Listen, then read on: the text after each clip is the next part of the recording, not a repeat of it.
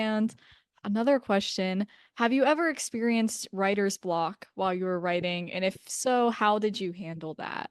Yeah, every writer experiences writer block. And look, I, getting advice from writers can sometimes be a crapshoot because what works for one doesn't mean it's going to work for everybody else. In fact, what works for one person might not work for anyone else.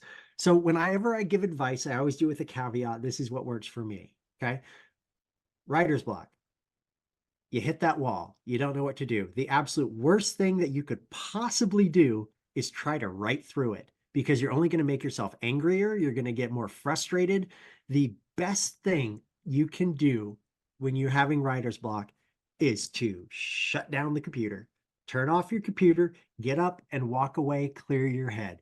It may take 30 minutes, it may take a few hours, but typically, if you are able to give yourself some distance and then come back, you might be able to see where the problem went wrong, where everything went off rails a little bit. Or it might be a little bit more of a problem and you can't quite figure out where you went wrong. When that happens to me, I go work on something different. I'll go work on it and edits, or I'll work on blogs, or I'll work on a news story. And if that, I give myself some space and I'll come back to it, 99.9% of the time I can see where I went wrong. However, one time I was trying to write a book and the book was not doing what I wanted it to do. So what did I do? I stopped halfway through and then I went out and wrote two other novels.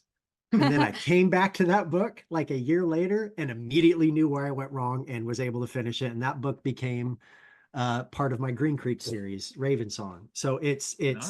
it does happen to everyone, and the more you try to fight it, the more frustrated you're going to get. Don't try to push through it. Give yourself some space. Give yourself a break.